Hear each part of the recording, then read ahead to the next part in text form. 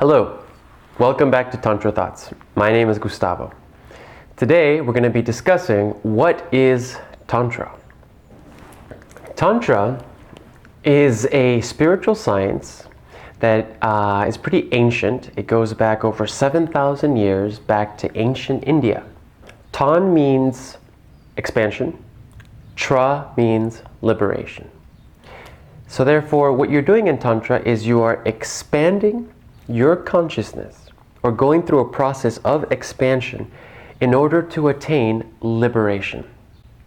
And the basic premise in Tantra is that all unit beings, human beings, animals, plants, fish, all individual unit beings have consciousness, going from crude to subtle, and subtle meaning that it is slowly becoming one with infinite consciousness. So that is the objective with Tantra. The objective is to take your unit consciousness and merge it with infinite consciousness. It's that spiritual journey that we're all going through to ultimately arrive at our destination, being one with infinite consciousness. So, like we said, Tantra goes back over 7,000 years. And it's basically equated with also the creation of civilization as well, at least for there in India. So before Tantra, you could say that life in India or life in the world, it wasn't civilized as we would consider it today. So when Tantra came around, it really helped to organize life, not only in a spiritual way, but actually to creating the foundation of civilization. And who was the first Tantric Guru, or the first person to actually teach Tantra, give Tantra a name, package Tantra? It was a guy by the name of Shiva, also known as just Shiva, the Guru. And sometimes that word Shiva is very confusing, because when you say Shiva, some people might think you're talking about the Hindu god of destruction, Shiva, or the concept also in Tantra of Shiva and Shakti. Shiva being the cognitive principle of what is God, and Shakti being the operative principle of what is God. But right now, as I say Shiva, I mean that historical guru who lived 7,000 years ago, who wasn't the founder of Tantra per se, not the inventor of Tantra, because there were other yogis along with him that were already practicing Tantra. But he's the guy that made it an institution, made it a thing. And we're going to have other videos where we discuss the life of Shiva and his many, many contributions to not only Tantra, but human civilization as well. So he's an example of a Tantric Guru. The concept of Guru is also big in Tantra. We can name a few more. 3,500 years ago, there was another famous Guru that came to the planet by the name of Krishna. Thankfully so, because you can imagine from 7,000 years ago when Shiva started it to then about 4,000 years later or less when Krishna came around, there was no written language then. Many of these original tantric practices were lost. And so, thankfully then Krishna comes around 3,500 years ago and revamps Tantra and gives it a reboot. And then years later too, in modern history, we can think of Shrii Shrii Anandamurti, who's a Tantric Guru from 1955 to 1990, also revamped Tantra. And also it's important to consider the many different tantric lineages that derived from its original form. So for example, Tibetan Buddhism is a tantric lineage. Zen Buddhism is a tantric lineage. Taoism is a tantric lineage. ANANDA MARGA is another tantric lineage. So therefore, Tantra kind of splintered off also into these different paths, which is pretty normal for any spiritual tradition, any spiritual science. Some of the things that I always think of when I think of Tantra is this idea of what does it mean to expand, to be in this process of expansion, to ultimately arrive or merge by expanding one's consciousness to merge with infinite consciousness. This process of you expanding your unit consciousness takes struggle, takes a lot of work. And that's one of the tenets of Tantra. Tantra recognizes that expansion is always going to be difficult. There's always going to be clash. I mean, just imagine that you have a rope tied around you. If you try to expand your body so that it can break that rope, there's going to be clash there. There's going to be pain, there's going to be problems. And Tantra recognizes that and tells the Tantrika or the Tantra practitioner that they're going to have to go through obstacles in life. In fact, just sitting for meditation, which is a big tenet of Tantra, practicing meditation, is a struggle. Because when you sit for meditation, you are on the one hand trying to merge with infinite consciousness. I mean, what a glorious thing to do. Nothing should be standing in your way. But yet, the whole world stands in your way. Where our material attachments, that other element, very human, material aspect of ourselves, is what begins to clash with this longing that we have to merge with infinite consciousness. So in all areas of life, we see clash, we see struggle, and this is the tantric journey.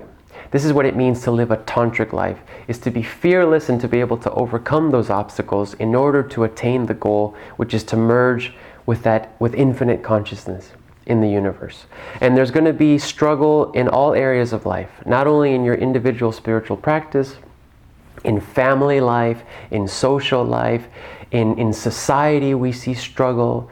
You know, it takes protest in order to get a law passed that is going to end oppression. It takes struggle in order to get to the goal. And it takes struggle in your meditation for you to go from crude to subtle, meaning, for example, a human being. A human being can be very animalistic. In fact, human beings are animals. But when a human being controls those animal instincts, they move from being animalistic to being human. And then from being human, they can learn to control that in order to then become godlike, all right? Or transcend their humanity so that it becomes more godlike, it becomes more subtle, it becomes more closer and closer to infinite consciousness. So I'm sorry to disappoint some of you that might have thought that Tantra was about sex. I know when you Google Tantra, those are the things that come up, that it's all related to sex. But recently I've heard that that's more like Western Tantra, or at least that is what the West has really absorbed and sort of simplified Tantra to be, is just something that has to do with sex. Anyways, maybe in another video we will discuss those misconceptions. Let me go ahead and try and put Tantra in a more concrete way. You know, somewhere down the road there was a guy named Patanjali who came around, who wrote the Yoga Sutras, Patanjali's Yoga Sutras. And this gentleman, Patanjali, is also known for having packaged the 8 limbs of Ashtanga Yoga. The reason I'm mentioning the 8 limbs of Ashtanga Yoga is that if you know what those 8 limbs are, those have their root in Tantra. If you're practicing any of the 8 limbs of Ashtanga Yoga, you are practicing Tantra. Let's go over them quickly. There is Yama and Niyama. These are ethical guidelines. They're kind of like the 10 commandments of yoga or Tantra. They are ethical guidelines that a Tantric yogi should follow in order to be successful in their meditation. And we're going to have a video on all of these. So that would be 2. Remember I said there's 8. The third one could be asanas, which are the yoga postures. Then there is dharana, which is concentration. There is pratyahara, which is withdrawing the senses. Then there is pranayama, which is the practice of withholding the breath in order to attain certain spiritual heights. And then there is dhyan, which is very devotional. In dhyan is this sort of bhakti yoga idea of experiencing this love or devotion for that supreme consciousness, that infinite consciousness. And then the last limb of Ashtanga Yoga is samadhi, which is the ecstasy that comes from practicing, meditation for years. When you start achieving this goal where your unit consciousness is merging with infinite consciousness, that ecstatic moment, that bliss is what samadhi is. Maybe we'll have a video on samadhi and we'll have some demonstrations of people going into samadhi. Not me, but other people. So therefore, if you're practicing any of these 8 limbs of Ashtanga Yoga, you are practicing Tantra. I'm going to end with one last thing to say about Tantra that I think is pretty remarkable. You'll notice that a lot of spiritual traditions, they don't really have a role for the body.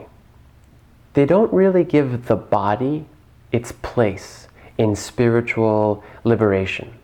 But Tantra does. All right? That is why in the 8 limbs of Ashtanga Yoga, you do asanas, you do these yoga postures. When you're doing yoga, you are working the chakras, you're working your glandular system, you're improving your meditation. This is one way to become enlightened, is by doing yoga. That's going to ultimately help you in your meditation, doing those yoga postures. You see, you don't find that in Christianity. You don't find that in Buddhism. You don't find that in Islam, that there is something for the body to do in order for the person to become spiritually enlightened. You know, just think of the lotus posture for meditation, like sitting as I am right now in the lotus posture to do meditation. You need the body to do meditation. You need to be sitting like this to achieve that spiritual goal. So Tantra is pretty interesting and pretty beautiful because it gives the body a place. It gives the body a function. And puts the body in a very high regard.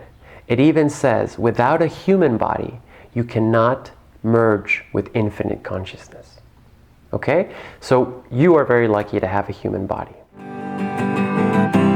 Baba Namo Kevala, Baba Namo Kevala.